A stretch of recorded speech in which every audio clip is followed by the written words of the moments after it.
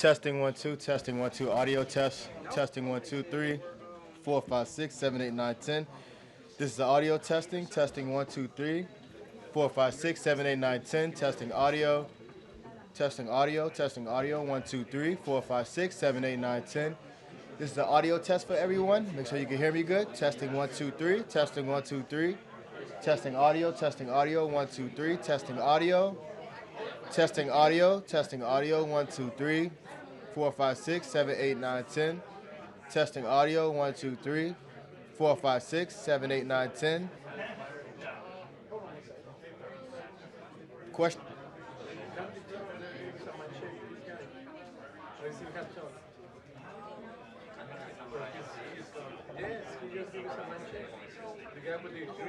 Hey, tell him the sign is straight. Tell him the sign is straight.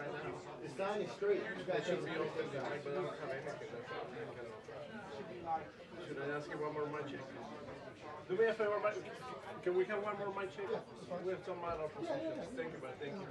It's gonna be audio testing. 1 2 3. Testing. Testing. Testing. Testing. 1 2 3. Testing audio. Testing audio.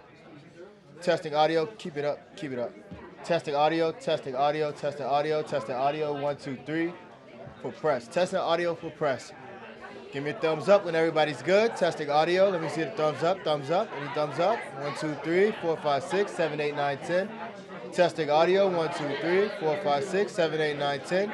Audio test. No problem. Cool. No problem.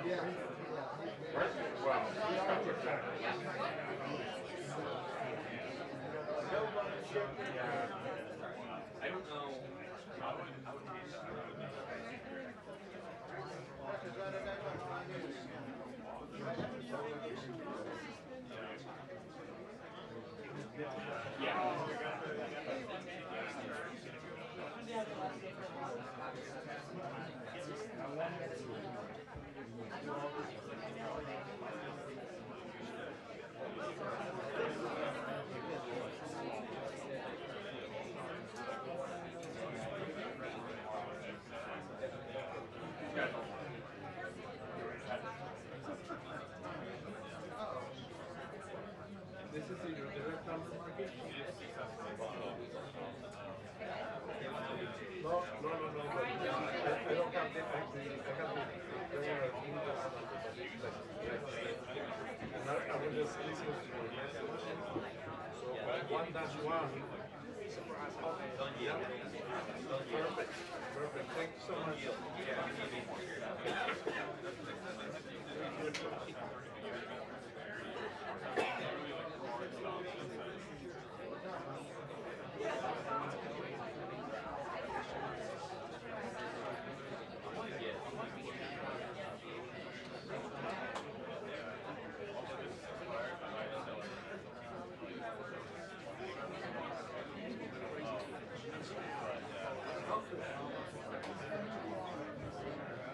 Yeah. But that. Yeah,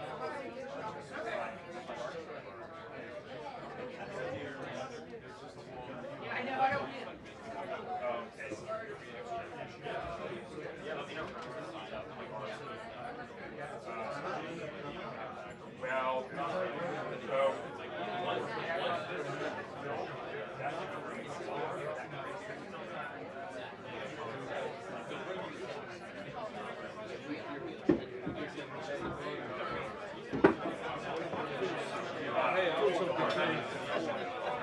He's the veteran, he knows. Get the sitting time is very important. Well,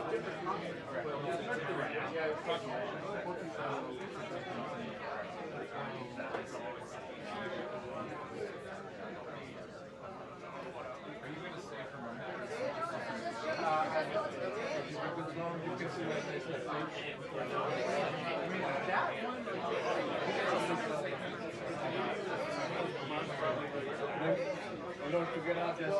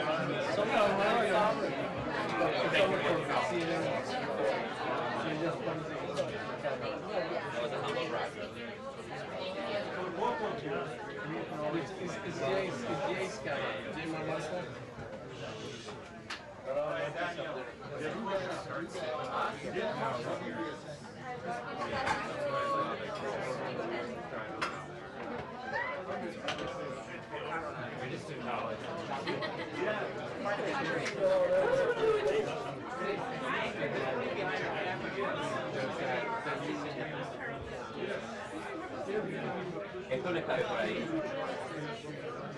¿Lo voy a dejar ahí? ¿Sabes qué? Ponla abajo del asiento. Sí. Ahí.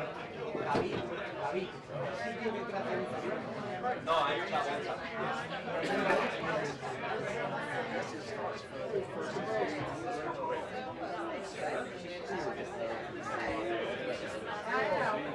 Joyous. I made some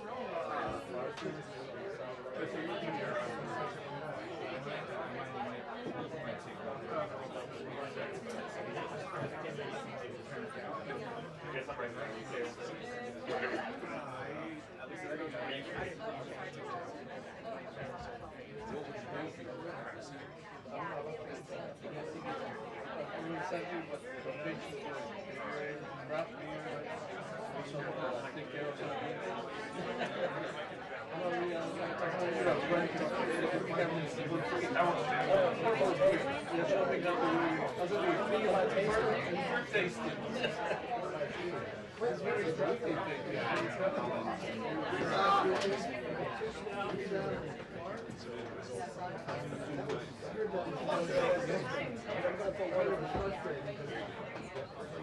I do, yeah. I mean, there's lots of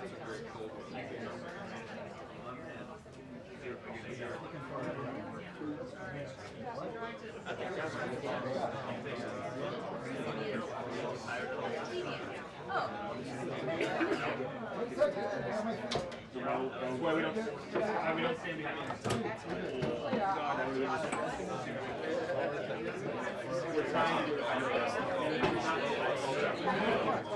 I know. Yeah, I was there. Who's going this weekend? Who's doing this weekend?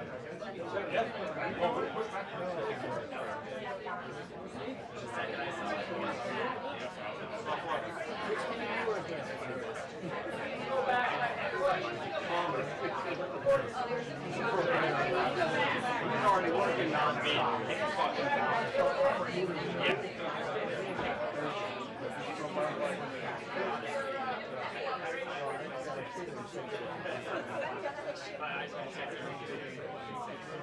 I mean,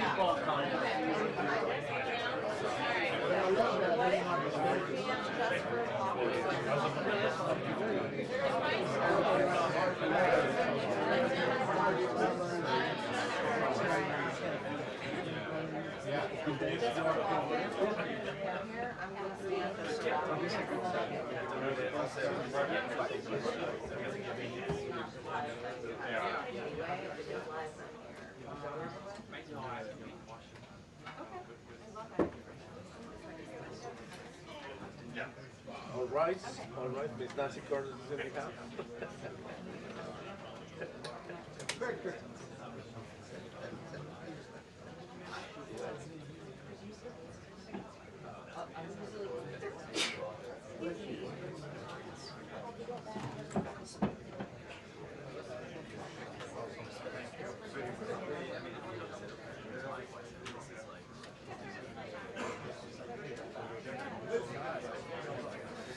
should have come back there.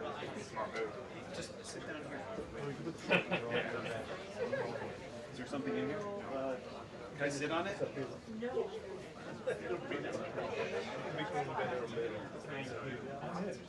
I know.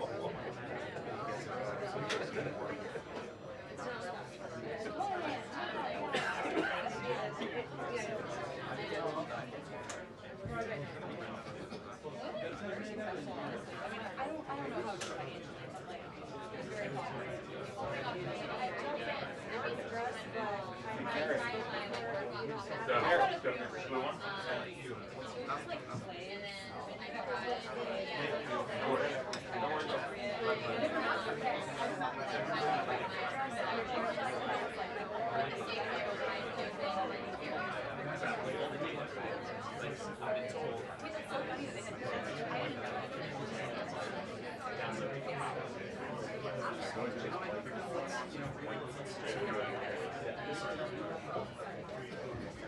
I don't know how like really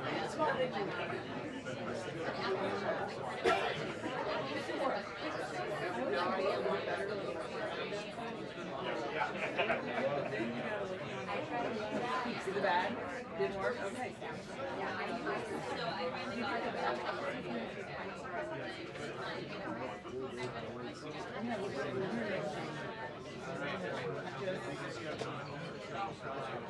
People want to shine.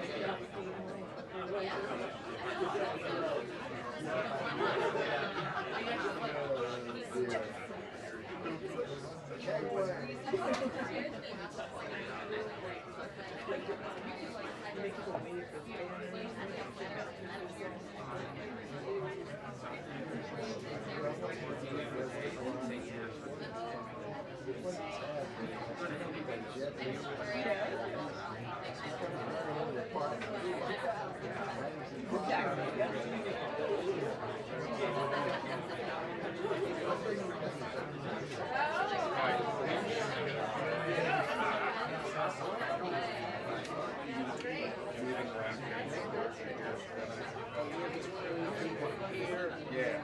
No, you don't need to get here.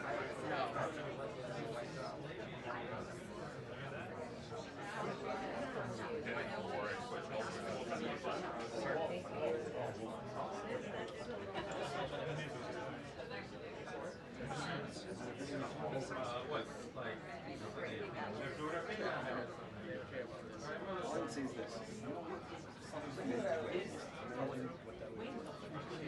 5 feet.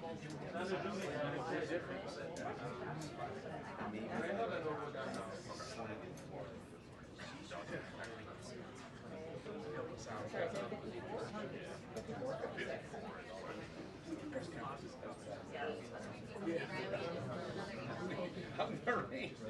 Out in the rain, yeah. A whole bunch of holes in the window.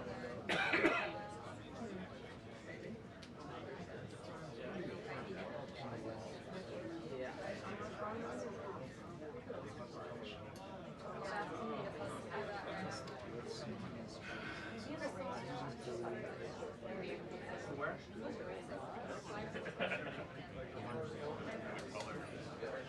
When did you get back?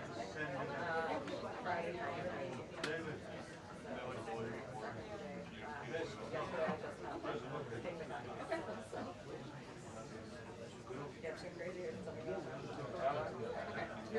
Amazing. You were having more fun.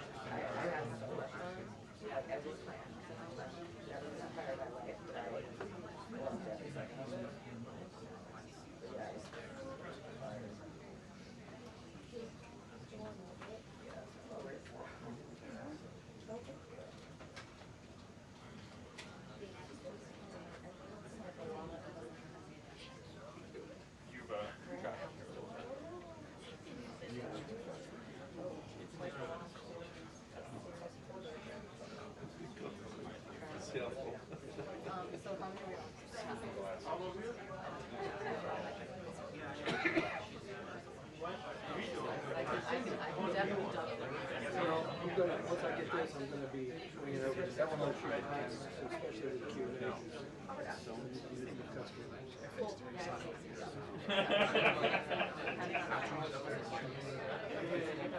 Yeah, of course.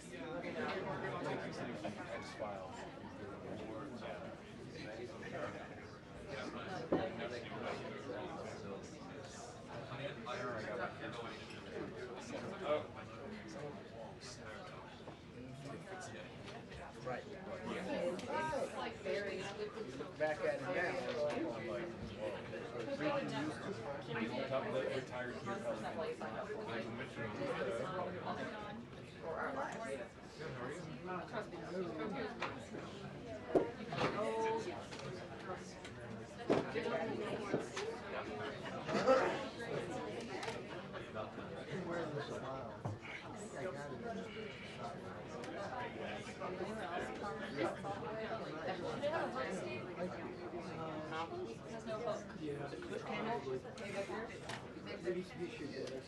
Oh, okay, great.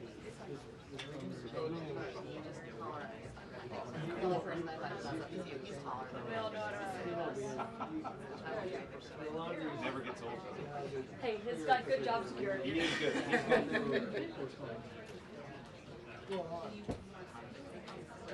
Hey, Steve. Because I don't know if I can get a shot. Under Q&A, but I'll try. Yeah, okay. It's so packed, like they need, this room needs to be bigger. Hopefully I can. She's gonna get it. Yeah, you guys just like, I'll keep an eye on you if I'm an issue at all, so. Hopefully I can sit and be fine once I'm maybe. Sometimes I can't. You're right, the boy behind that off my feet is better, but. Figure it out. I mean, if you want, I will put your tool in it.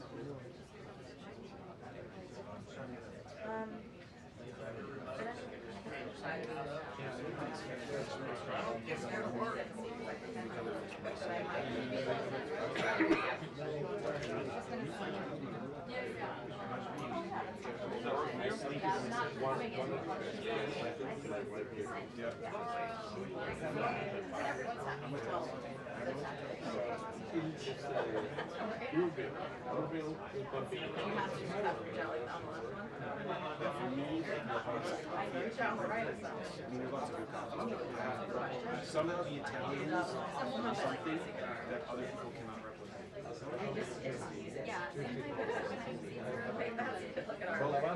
Put that in the frame. So many pictures. You can get, like, if you buy one pack at Giant, you can get 13, 15 pounds. You can get like 650 pack if you buy like a box of 20. Oh, no, they're really cheap. Yeah, it's like, because it's a marketplace.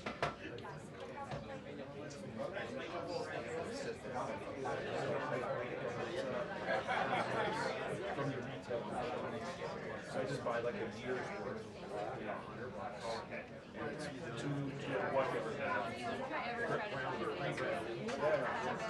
Yes. And I do a floral. So I have everything smooth metal.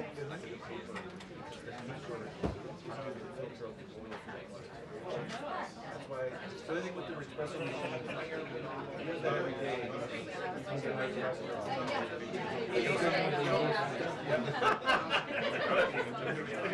Cafe and I'm taking like countless times. Like the sugar quick tissue. One time, sometimes one time. I do very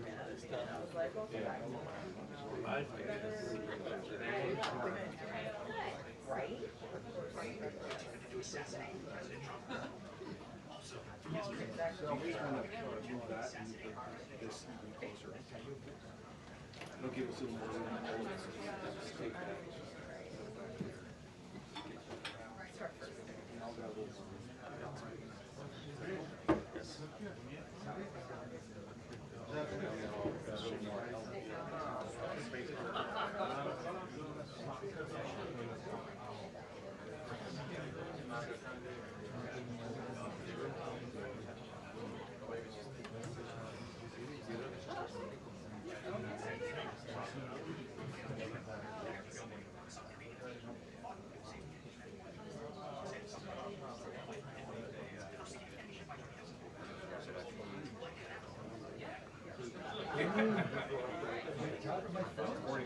My parents were born in Italy, so my whole street was in Italy. So, you know how it is.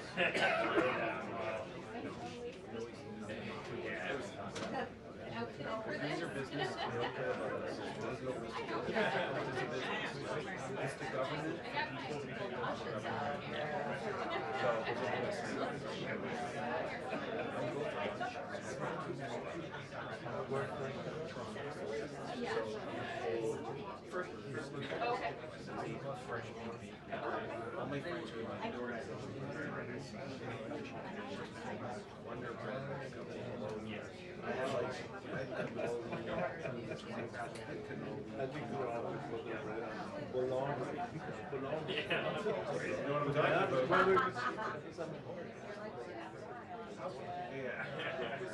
Amazing. I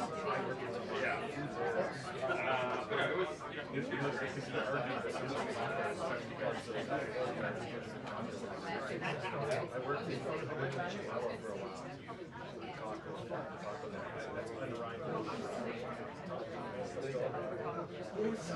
Yeah. But would that have a channel? It's like the biggest hamburger ever. The egg, but the beef.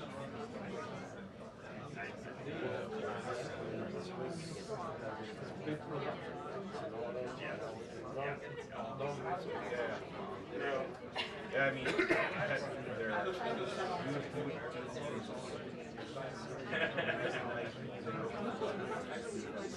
Good luck to that. Good. Oh, yeah. There, if you get a stack of turkeys and a thing of meat and cheese and peppers, we make it many one price.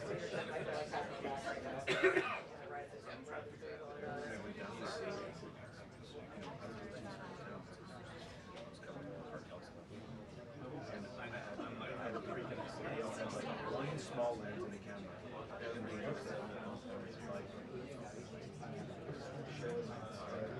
So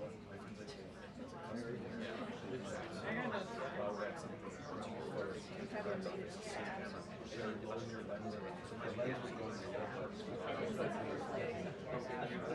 was like a community coverage.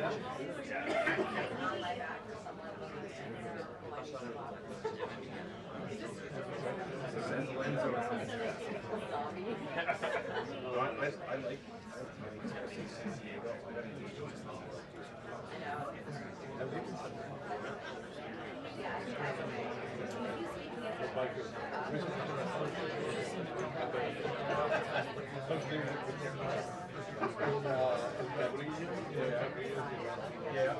Otherwise, it's not very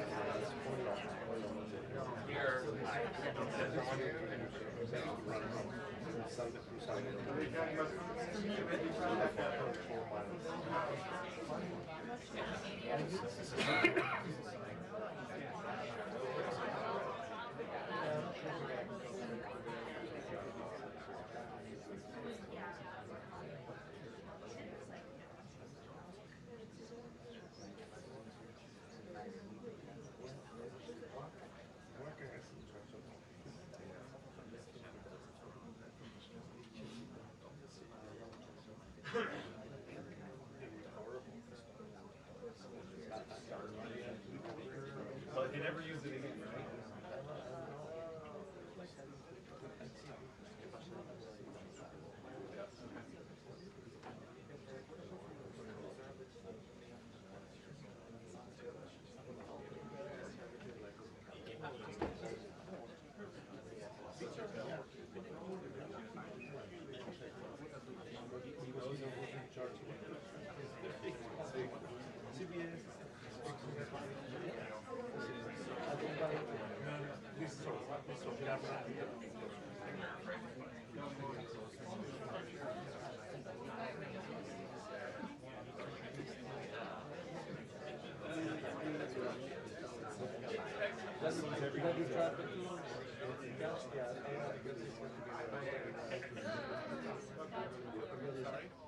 Same thing. They take me back again. I was there for a minute, like, okay, we'll come back. 5 a.m. start. Yeah. It doesn't have that. I don't know if I can find the people on the ladder. They don't have that. I've never seen that.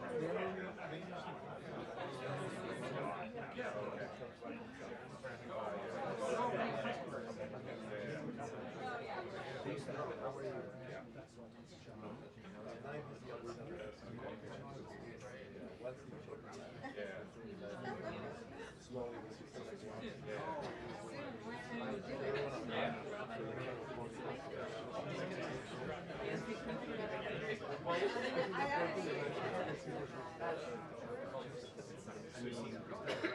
Got 2 hours.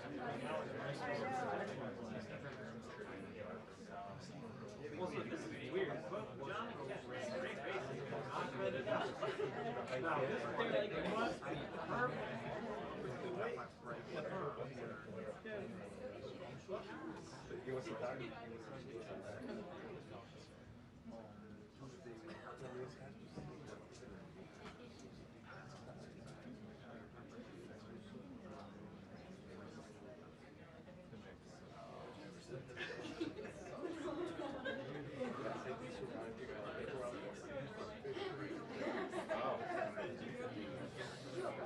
What years were these?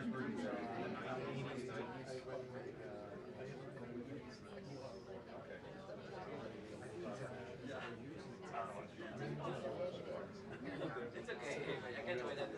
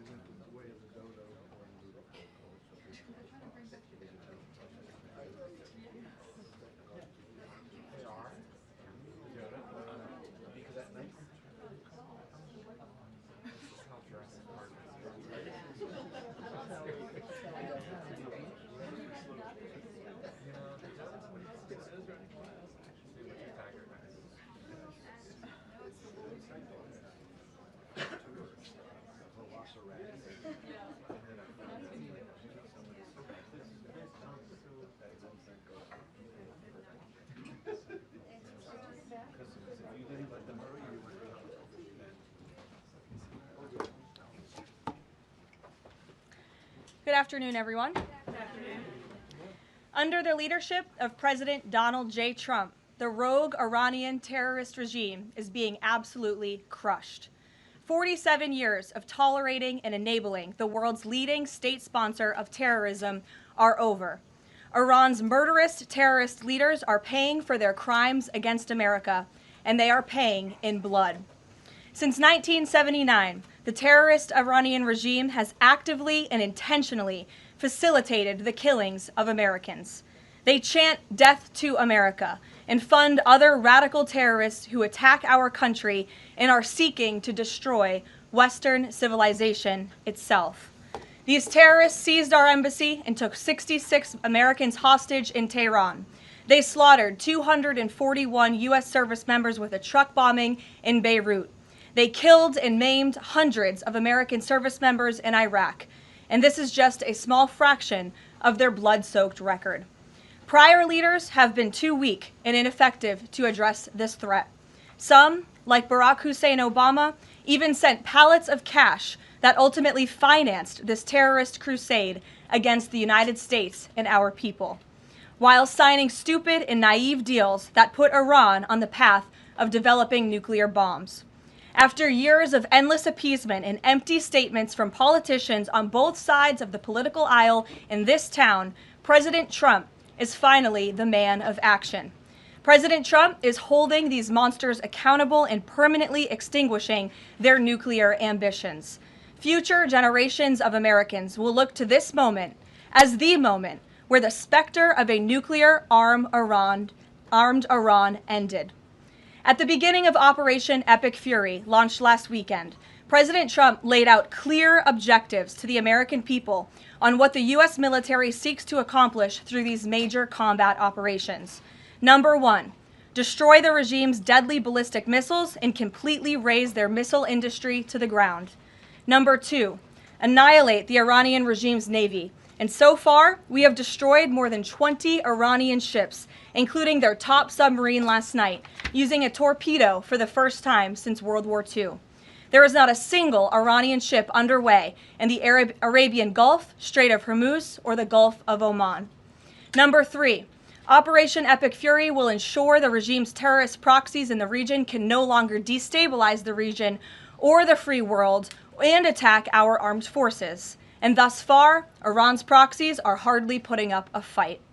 Number four, this mission will guarantee that Iran can never obtain a nuclear weapon. It's safe to say that thus far, Operation Epic Fury has been a resounding success. American forces have struck more than 2,000 targets, destroying hundreds and hundreds of ballistic missiles, launchers, and drones. As the Department of War said this morning, we expect to have complete and total dominance over Iranian airspace in the coming hours, clearing the skies for our brave warriors to continue achieving these noble and long sought-after objectives. There's been a lot of misreporting and intellectual dishonesty from the American media on why President Trump decided to launch this operation.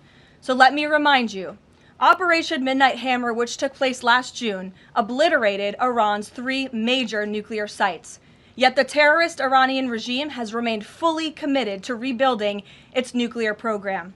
How do we know this?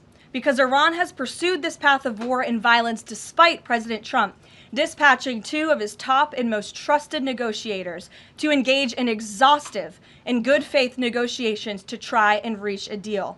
And the world knows this president's preference is always peace and diplomacy first.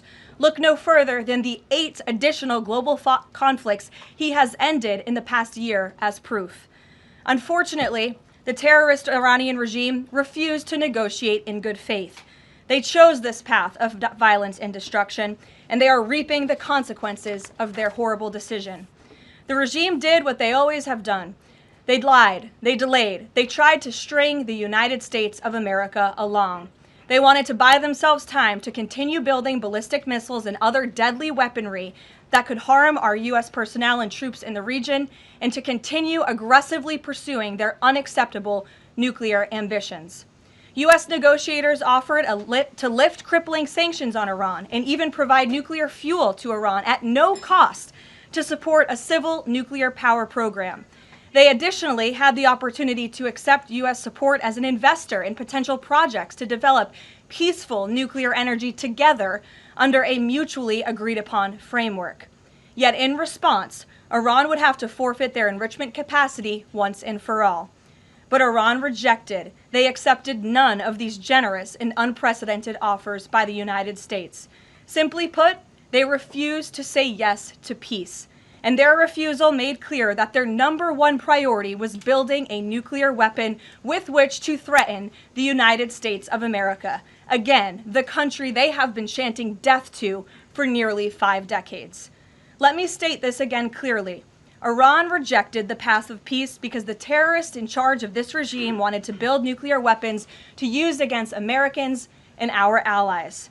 President Trump made the determination, a courageous determination and decision, that the path the United States was on with Iran had only one outcome: massive death and destruction at the hands of a nuclear-armed terroristic regime. That path of death and destruction and threats against the American people have ended with Operation Epic Fury.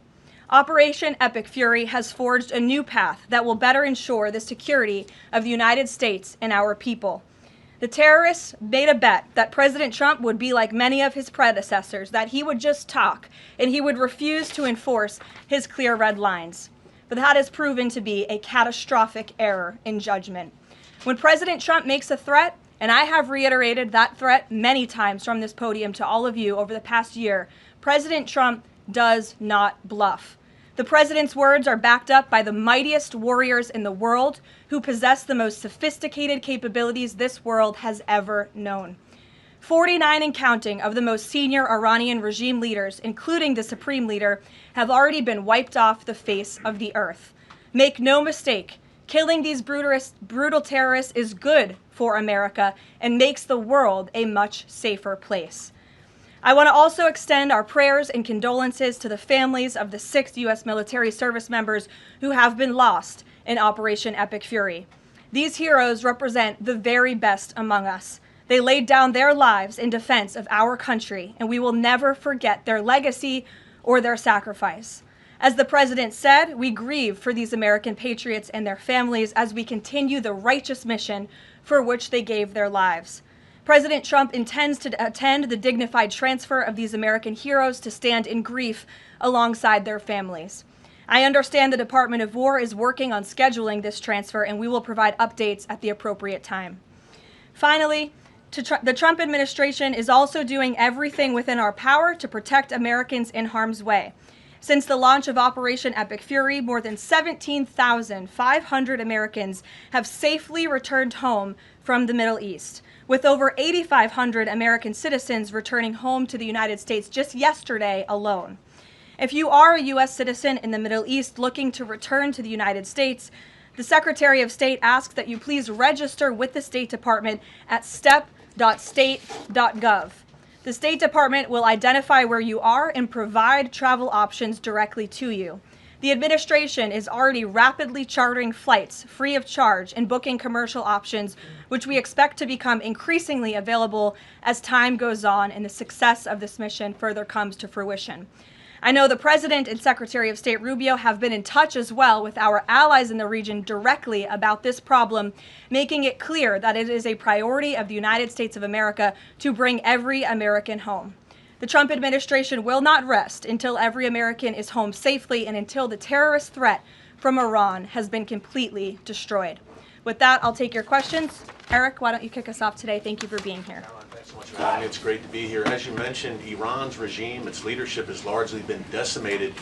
Do we have a sense right now of who is actually calling the shots in Iran? And we're also hearing reports that the Supreme Leader's son may be named his successor. Do you have any more information about that? I just had a quick follow-up as well. Sure. We've seen those reports as well, of course, and this is something that our intelligence agencies are closely monitoring and looking at. The truth is, we'll have to wait and see. The president has said repeatedly that the objectives of Operation Epic Fury are the 4 military objectives that I laid out for you previously: to destroy Iran's navy, to destroy their ballistic missile capacity, to ensure their proxies in the region can no longer harm Americans, and to also ensure that they can never obtain a nuclear weapon. As for what comes next for Iran, the president has said, of course, it's a good thing for the United States to want freedom for the Iranian people, and ultimately we hope that freedom rests in their hands. Karoline, we see the Arab and Muslim nations coming under fire as well. President Trump's vision for the region has been to bring the Arab and Muslim nations to the table together, Abraham Accords, obviously, with Israel. If this regime topples, could we see a new day in the region and really a new Middle East come out of this when the dust settles? Well, the greatest deterrent to true and long-lasting peace in the Middle East has always been the rogue Iranian terrorist regime. And our Arab and Gulf partners in the nation admit that, as well as, of course, our close friend and ally Israel. We have seen all of the Arab partners in the region come together during this time on the phone with President Trump, many of them commending him for this bold and brave action to protect American troops and our bases in the region that are housed in many of these Arab and Gulf states. And I know that many of these regional partners are contributing their air defense capabilities as well: Jordan, Bahrain, Saudi Arabia, the UAE, Qatar, Kuwait, and the president continues to be engaged with all of them. Welcome. Garrett. Also have two, if you'll humor me. Axios, I think, was the first to report this morning this phone call between the president and Prime Minister Netanyahu, saying that Netanyahu had given the U.S. this information about where the Ayatollah would be and that he'd be with his deputies on Saturday. How important was that information in the president making the decision to strike where and when he did? I think it was important with respect to the timeline, but I think the president, prior to that phone call, had a good feeling that the Iranian regime was going to strike the United States assets and our personnel in the region. And the president was faced with a choice. Does the United States of America use our military and our capabilities to strike first, to take out this threat that has been threatening our country and our people for 47 years, or is he going to, as commander-in-chief, sit back and watch as the rogue Iranian regime attacks our people in the region? That's obviously an unacceptable decision. For the second choice there is unacceptable to the president, which is why he made this decision. As for where the Ayatollah was going to be, that obviously had an impact on the timeline of the operation, but not quite the president's decision in its entirety. And then on the way the public is viewing this, we were sitting here last week, I asked you if the president was going to make this a big part of the State of the Union, if he felt like he had to sell the possibility that he'd do strikes like this. We're now 5 days on. He hasn't done kind of the traditional speech to the nation part of it. Does the president believe the country supports the actions that he's taken so far in Iran? I think he does, and I think the president knows the country is smart enough to read past many of the fake news headlines produced by people in this room that this action was unjustifiable. Again, this is a rogue terrorist regime that has been threatening the United States, our allies, and our people for 47 years. And the American people are smart enough to know that. And they've also been smart enough to listen to the president himself, not just over the past year in this second term, but during his first term as president, and also for the past 40 years of his life. This is a president who has been remarkably consistent on this issue, that Iran can never obtain a nuclear weapon. And the president tried peace through diplomacy, exhaustively and extensively. He and his team gave it their best go, and the president ultimately came to the determination of that peace was not a pursuable path. The Iranian regime, they want death, they want destruction, they want to kill Americans, and that's unacceptable to this president. It's intolerable to him as commander-in-chief. Jackie. Thank you, Caroline. Obviously seen the update from the State Department on the 17,500 Americans that have already come back, including some 8,000 just yesterday. There are still 6,000 that are looking to get out, as I understand it. And just in the context of what you just told Garrett about the president's decision on a timeline, if he had decided to do this strike before receiving, the specific intelligence about the meeting on Saturday, should there have been more done in advance of the strikes to try to get those Americans in the region resources and information to get home before day 3 of the war? There was many signs put out by the State Department, and I wish that everyone in this room would report on them. The Secretary of State issued level 4 travel advisories dating back to January for many of these countries in the region. On January 14th, the U.S. mission to Saudi Arabia advised personnel and Americans to exercise increased caution and limit non-essential travel to any military installations. On February 11th, the U.S. Department of State Consular Affairs shared a list of countries with level 4 do not travel advisories. You can't be much more clear than that. Do not travel to these following countries. On February 23rd, the U.S. Embassy in Lebanon ordered non-emergency government personnel and family members to leave Lebanon due to safety risks, and we helped them do that. On March 2nd, the State Department urged U.S. citizens to depart Lebanon immediately. With respect to Iran, on February 27th, the Secretary designated Iran as a state of sponsor of wrongful detention and stated no American should travel to Iran for any reason. And again, on February 27th, the U.S. ambassador to Israel warned Americans to leave Iran, and they provided travel advisory alerts through the U.S. Embassy in Jerusalem. So the State Department was all hands on deck on advising extreme caution and do not travel alerts to Americans in the region. With respect to the Americans who are still in the region now, again, the State Department is asking that they register at the website so they can directly identify you, and we are actively and rapidly working to charter flights. There is some commercial flights that are taking off intermittently from these countries, and we plan to get Americans on board as quickly as possible, again, free of charge to them. And we have some additional measures that I think will be announced in the coming days. Again, I can also reiterate from the president's perspective, this is something he's brought up directly with our allies and partners in the region, that we expect their help in getting Americans home, and we will do that, and we will not rest until every single American is returned home safely. Thank you. And then one follow-up just on how people might be experiencing this at home. With respect to the economy and the cost of oil spiking, is there a need to start those Navy escorts in the Strait of Hormuz now to sort of blunt the impact to people? And also, because Spain is a member of the EU, does that at all put a wrinkle in the president's plan for a trade embargo with them? With respect to Spain, I think they heard the president's message yesterday loud and clear, and it's my understanding over the past several hours they've agreed to cooperate with the U.S. military, and so I know that the U.S. military is coordinating with their counterparts in Spain, but the president expects all of our European allies, of course, to cooperate in this long sought-after mission, not just for the United States, but also for Europe, to crush the rogue Iranian regime that, again, not only threatens America, but also threatens our European allies as well. With respect to oil prices and the economy here at home, of course, this is something that Secretary Bessent, Secretary Wright, the National Economic Council of Energy, that is led by Secretary Burgum, has been long working on and well in advance. Yesterday, President Trump announced the U.S. Development Finance Corporation will provide political risk insurance at a very reasonable price for crude carriers and cargo ships operating in and around the Gulf. And as you pointed out, Jackie, the president said if necessary and when appropriate, the U.S. Navy will begin escorting tankers through the Strait of Hormuz. I think it speaks to why this action was so necessary, that ultimately the energy industry is going to benefit from the president's actions with respect to Iran, because Iran will no longer be controlling the Strait of Hormuz and restricting the free flow of energy, which, as you all know, controls 20% of the world's global oil supply. Sure. Thanks, Caroline.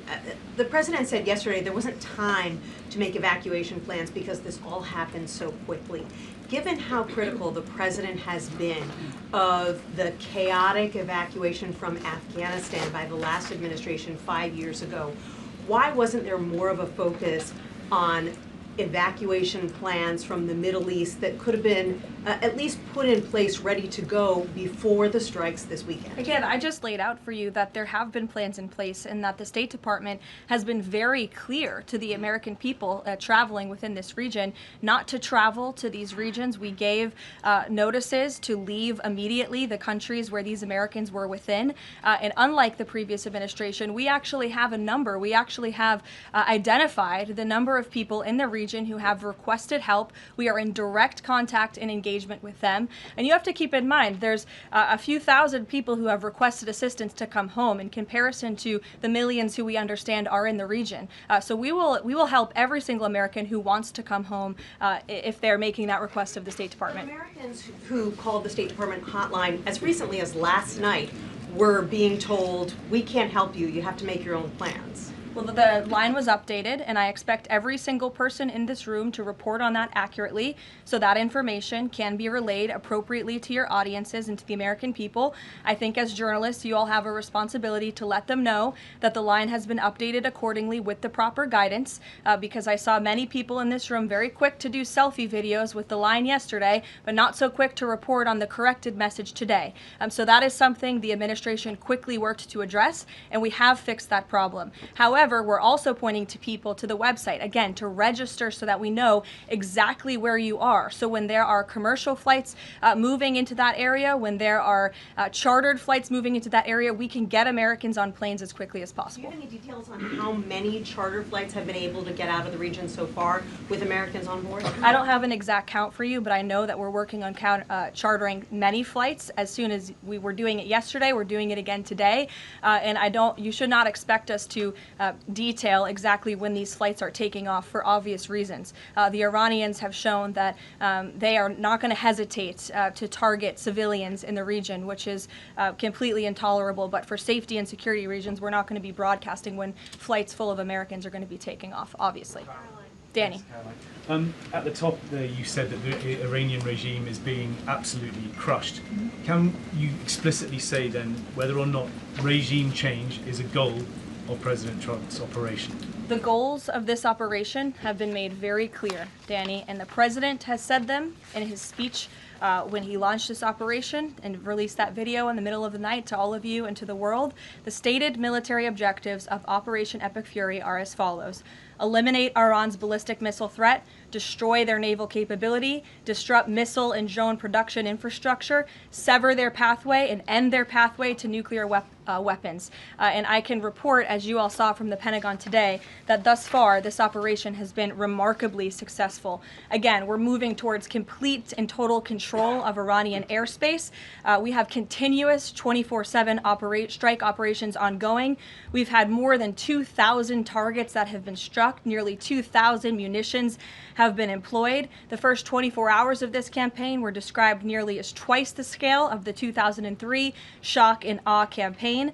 And we've seen that the enemy, the Iranian rogue regime, their retaliatory strikes against the United States and the threat reduction has reduced significantly. If you look at the Iranian ballistic missile launches, they're down 86% from day one levels. So while the United States military continues to increase its complete dominance over this rogue regime, they are weakening day by day. Regime change is not a phrase that you would want to use. Again, Operation Epic Fury, I just detailed the goals and objectives of this very quickly. But obviously, as the president has said numerous times, do we want to see Iran being led by a rogue terrorist regime? No, of course not. So any day the United States of America is taking out a terrorist is a good day for our country and a good day for our people. Given that point that you just make about the United States wouldn't mind seeing the government overthrown, certainly President Trump has talked about wanting to see Iranians overthrow the government. Has the president considered at all kind of how he views a U.S. role, if any, in Iran post-conflict? I think it's something the president is actively considering and discussing with his advisors and his national security team. But again, right now, the focus, minute by minute, hour by hour, day by day, is on ensuring the quick and effective success of Operation Epic Fury. Sure. Go ahead. I want to ask you about the U.S. munitions stockpile. I don't even know who's speaking because I wasn't looking at you. You can ask a question and then I'll go to you. Caroline, I want to ask you about the U.S. munitions stockpile. President Trump posted on Truth Social on Monday that the U.S. still has a good supply of weapons, but that we're not where we need to be. What does he mean by that? And does President Trump then want to ask on Congress to pass a supplemental to increase funding for missile interceptor systems like the ones being used to defend U.S. bases in the Middle East from Iranian missiles? I don't have any updates for you on congressional asks from the president. As you know, under this president, we have significantly increased our defense budget, which is a good thing for the United States, for our national security, and for protecting our homeland. With respect to munitions, ammunition, weapon stockpiles, the United States of America has more than enough capability to not only successfully execute Operation Epic Fury, but to go much further. And we have weapon stockpiles in places that many people in this world don't even know about. However, the president in that post was pointing out that unfortunately we had a very stupid and incompetent leader in this White House for 4 years who gave away many of our best weapons for nothing, for free, to another country very far away by the name of Ukraine. So the president was pointing out how that was an unwise decision, but nevertheless, don't doubt the strength and the might of the American military. And I will also add, President Trump has rightfully been calling on defense contractors in this country to rapidly and aggressively produce American-made weapons because they are the best in the world, and the president always likes to get things done as quickly as possible, and so he's been quite vocal in his efforts to try to speed up our defense industry to protect our homeland. Caroline, can you use some... Go ahead. Caroline, could you tell us about the president's current thinking about ground troops and whether they could be used, if they were to be sent into Iran, what would they be used for? What's the situation of that? Well, they're not part of the plan for this operation at this time, but I certainly will never take away military options on behalf of the President of the United States or the Commander-in-Chief, and he wisely does not do the same for himself. I know there's many leaders in the past who like to take options off of the table without having a full understanding of how things could develop. So again, it's not part of the current plan, but I'm not going to remove an option for the president that is on the table. Sean. Did the United States airstrike a girls' elementary school and kill 175 people? Not that we know of, Sean, and the Department of War is investigating this matter, and I would just tell you very strongly, the United States of America does not target civilians, unlike the rogue Iranian regime that targets civilians, that kills children, Iran that has killed thousands of their own people in the past several weeks and uses propaganda quite effectively. And unfortunately, many people in this room have fallen for that propaganda. So I would caution you from pointing the finger at the United States of America when it comes to targeting civilians, because that's not something that these armed forces do. Reagan. Thanks, Caroline. Prior to the Iran conflict, the SAVE Act was really the focus of the news cycle. Is the SAVE Act still a priority for the administration? Absolutely. Could you just provide an update on the administration's talks with Congress to get the SAVE Act through? SAVE Act is absolutely still a priority for this president and the administration. The focus, of course, of much of the president's time right now is on ensuring the success of Operation Epic Fury, but the president can walk and chew gum at the same time, and he's very much continuing to focus on the issues that matter here at home for the American people, including the passage of the SAVE Act, including on bringing down the cost of living, which is why you'll see the president in about an hour and a half at the Ratepayer Protection Pledge Roundtable, where he will be sitting with big tech companies, with AI companies who are building in communities across the country and have pledged to pick up the cost of the electricity tab in these small towns and communities across the country, which is a great thing for American consumers. So you'll be hearing from the president directly on this very important domestic agenda item later this afternoon, and it's something that he mentioned in his State of Union address. So check it off the list as another promise made and kept by this president. Sure, go ahead. Thanks, Caroline. I just wanted to get back to Danny's question. So those 4 objectives that you read out do not explicitly include regime change. If those objectives were achieved and the Islamic Republic still existed, would that be an acceptable outcome? It's a hypothetical question that I'm not going to engage in. Again, right now the president and the commander-in-chief are focused on executing the success of Operation Epic Fury, which we are already doing so in a very tremendous and impressionable way. Stephen. Thank you, Caroline. 2 questions. The Trump administration reportedly is considering arming Kurdish forces in the hopes of inspiring a popular uprising in Iran. Could you comment on that report? I can comment on the fact that the president has held many calls with partners, allies, and leaders in the region, in the Middle East. He did speak to Kurdish leaders with respect to our base that we have in northern Iraq. But as for any report suggesting that the president has agreed to any such plan is completely false and should not be written.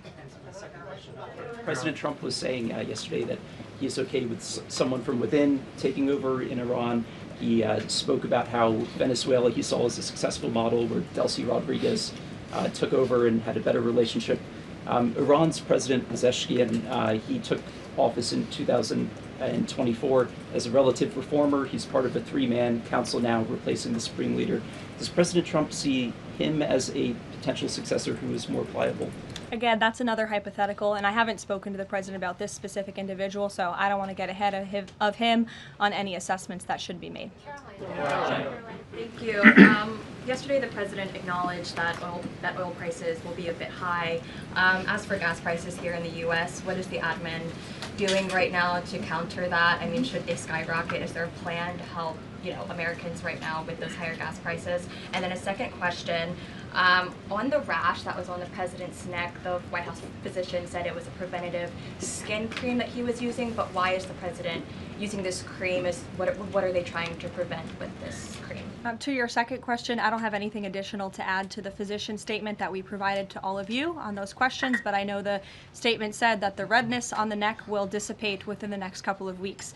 To your first question about oil prices, thank God we have a president who has exuded American energy dominance over the past year, an administration that is wholeheartedly focused on keeping prices stable as best as we can. Of course, this operation is temporary to protect the homeland, but crude oil prices did fall yesterday. They remain stable today after the president announced steps to ensure the stability in global energy markets. Again, those include the DEC offering reasonably priced political risk insurance and the potential for the U.S. Navy to provide protection for the flow of energy through the Strait of Hormuz. It is the president's belief and his economic team's belief that the economy continues to be very strong. It's robust and will be able to weather any of the temporary impacts of Operation Epic Fury. John. Thanks a lot, Caroline. Just to follow up to that, the timeline for making the Strait of Hormuz safe for oil tankers to transport their oil through the strait. What is that timeline, and what can the president do to speed up that timeline? I don't want to commit to a timeline, but certainly it's something that is being calculated actively by both the Department of War and the Department of Energy. They're working very closely. Both secretaries are in all of the briefings on this subject with the president, and this is, again, something they're monitoring, and if and when necessary, the United States Navy will provide assistance to escort oil tankers through the strait. Karoline. Sure, in the blue. Thank you, Caroline. You're not in blue, Andrew. Go ahead. Yeah, thank you. Well, I guess you are, sort of. I'll go to you after. You had mentioned about the commercial aircraft being used for the evacuations. What about the use of military aircraft? Would that happen in conjunction with that or subsequent to? That is something that is definitely underway, and of course we're going to use that in conjunction. We want as many planes, whether they're chartered, commercial, or military, taking Americans out of the Middle East and returning them safely home. So yes. Andrew, go ahead. You're welcome. At the top of the briefing, you listed a long list of grievances against the Iranian government, going back to the takeover of the embassy in '79, barracks bombing in the '80s, etc. But no one from the administration has laid out the imminent threat that was supposed to be taken care of by this. And the rationales offered by, say, Secretary Rubio, the President's National Security Advisor, said that the threat was retaliation against American interests from Iran after Israeli strikes. The President says it was his own feeling that Iran was going to attack. Why is it that across the administration you can't say what the imminent threat against the United States was that required us to launch this? And also, Prime Minister Starmer told Parliament today that his reason that he didn't allow the use of British bases was that he was not satisfied that there was a lawful basis and a viable, thought-through plan. Was there an attempt to provide the UK government with a legal basis for these strikes and a viable, thought-through plan? To the first question, I completely reject the premise of your question. You have had the President of the United States, the Secretary of War, the Chairman of the Joint Chiefs, the Vice President of the United States, the Secretary of State, and now I am out here today to explain to you exactly what led the President to make the decision to launch Operation Epic Fury. And President Trump does not make these decisions in a vacuum. This decision to launch this operation was based on a cumulative effect of various direct threats that Iran posed to the United States of America, and the President's feeling based on fact that Iran does pose an imminent and direct threat to the United States of America, based on the fact that they are the world's leading state sponsor of terrorism, based on the fact that they were rapidly and aggressively building up their ballistic missile program to give themselves immunity within their country alongside their navy, so that inside their country they could continue to create nuclear weapons and nuclear bombs, which would of course pose a risk to Americans in the region and even Americans one day here at home. And then another point on this is the President found that through these extensive, exhaustive, failed negotiations with Iran, that they were hell-bent on death and destruction. So again, the President was not going to be just another president on a very long list who sat back and stood by and passed the buck of this direct threat to the next administration. The President had a feeling, again, based on fact, that Iran was going to strike the United States, was going to strike our assets in the region, and he made a determination to launch Operation Epic Fury based on all of those reasons. And I would like the media to actually report on all of them, rather than just picking sound bites from one person in this administration and saying, oh, they're contradicting the other person. No, again, these decisions are not made in a vacuum. They are made by the President's feeling that Iran was going to strike the United States and our assets in the region, and he was not going to sit back and watch that happen. The determination was made that the President was going to strike first alongside Israel, and that has obviously been proven to be the right decision and an effective one at that. Libby, go ahead. Thank you, Caroline. A two-part question for you here. First, has the President spoken with the family members of those U.S. service members that were killed? Second, given what you've outlined throughout this entire briefing, I mean, the United States has sunk a bunch of Navy ships, we've hit all of these targets. What can Americans expect the goal to be moving forward now that the U.S. has accomplished all of this? What is victory, given we've even taken out Iran's supreme leader? That was an explicit goal. Again, victory will be determined by the Commander-in-Chief once the goals and the objectives that we have repeatedly laid out are fully realized. Again, we just, in the next few hours, will be achieving that dominance over the skies, which means the United States military will be raining missiles and weapons down on Iran to hit these specific targets that have been identified as crucial to take out by the Department of War. Sure, John. Thank you so much, Caroline. Has the U.S. posture changed in regard to a nuclear North Korea, given the latest strikes on Iran and the fact that the stated goal is to make sure that Iran is not a nuclear country? I don't have any change in position with respect to North Korea today. Thank you. A quick follow-up. There's been reports that Ali Khamenei's son has been elected as the next supreme leader. Does the administration think that he is a part of the same regime as his father? Would they like people in the country to uprise or rise up and get him out of There's power? reports he's been elected or that he's assuming to be elected. One of the likely options.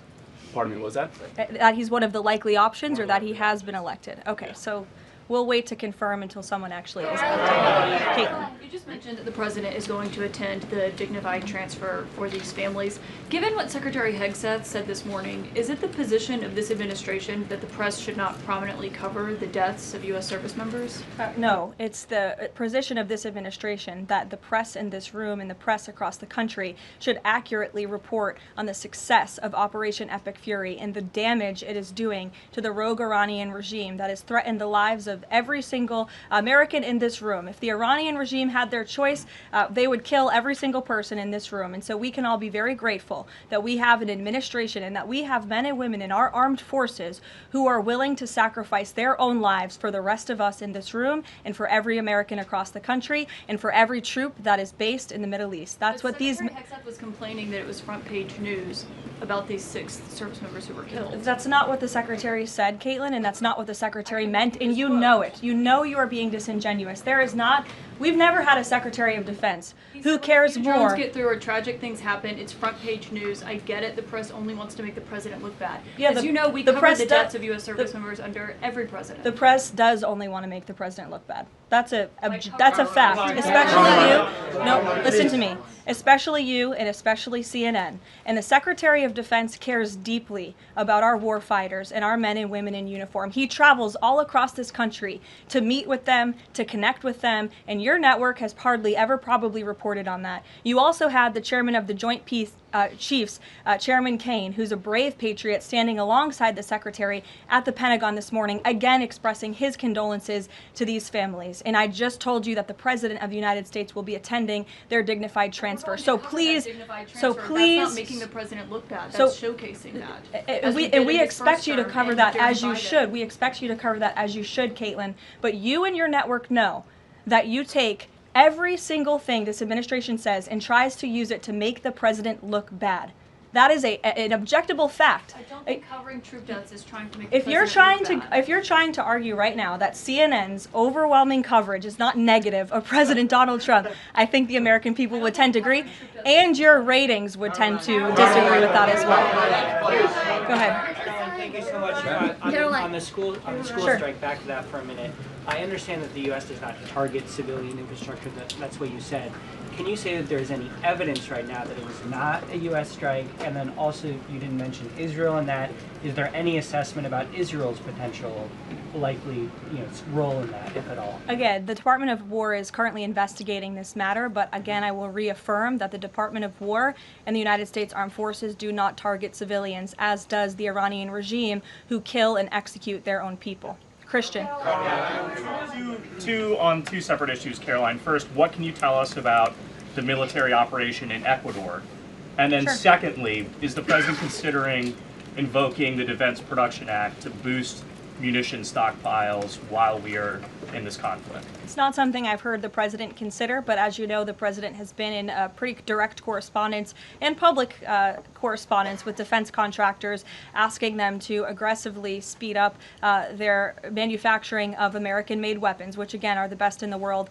With respect to Ecuador, I would point you back to the statement released by the U.S. Southern Command. On March 3rd, Ecuadorian and U.S. military forces launched operations against designated terrorist organizations.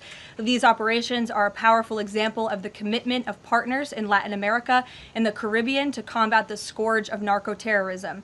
And together, we are taking decisive action to confront narco-terrorists who have long inflicted terror, violence, and corruption on citizens throughout the hemisphere. And with on that, I would also add that this weekend, I'm pleased to announce, the president will welcome the heads of state from 12 nations across our Western Hemisphere in Miami, Florida on Saturday. The point of this newfound Latin America summit is to promote freedom, security, and prosperity in our region. The following countries will be in attendance: Argentina, Bolivia, Chile, Costa Rica, the Dominican Republic, Ecuador, El Salvador, Honduras, Panama, Paraguay, Trinidad and Tobago, and maybe some others as well. And the president will be speaking with the leaders of this country who have really formed a historic coalition to work together to address criminal narco-terrorist gangs and cartels and counter illegal and mass migration into not only the United States but the Western Hemisphere, which remains a key and top priority of this president. Thank you very much, everyone, and you'll see the president yourselves in an hour. Thank you, Karoline. Thank you, Karoline.